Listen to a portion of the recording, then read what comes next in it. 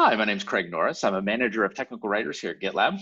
I started relatively recently and inherited a group of technical writers that are responsible for the product documentation here. But I wanted to know more about the documentation itself and all of the things that we were responsible for. So as part of that onboarding, I was responsible for doing a content audit of all of the information that we have. And I just wanted to share, what we found and some of the insights that we've made into the things that we do.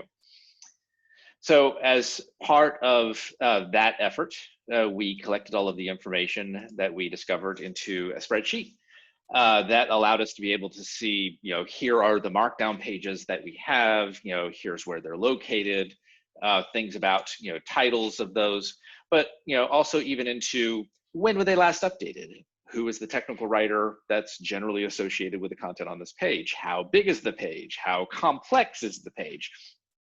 And from that, we, put together some information. For example, we have a little over 1,600 markdown pages that make up the product documentation set.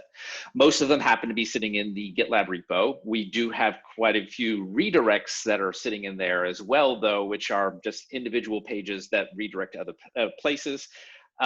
Those are some of the things that we've identified that we'd like to try to, cut down on so that we can have most of our product documentation actually be product documentation.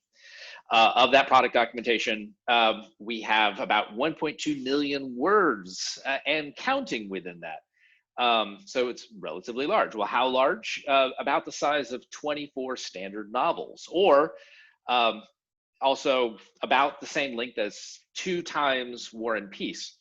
And not only is it just that, but it's content that we update on a regular basis. It's not like we wrote it once and then we're done. We regularly revisit the information that's in there.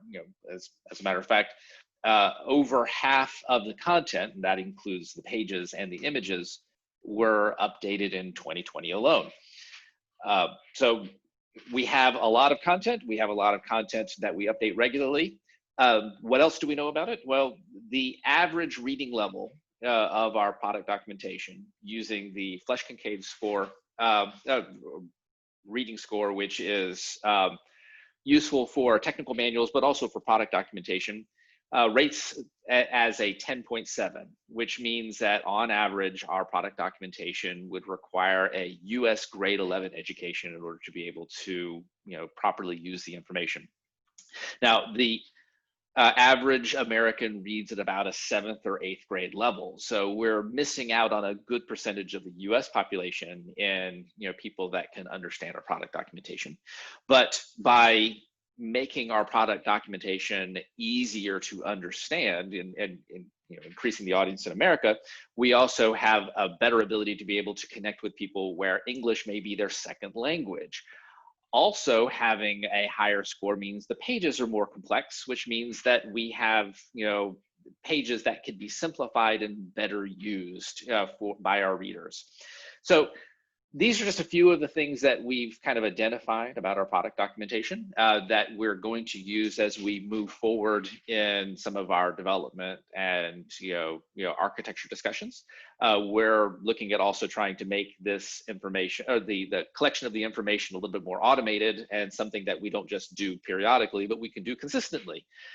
So we're looking forward to all of the benefits that we can make based on this and everything else that we learn in the future.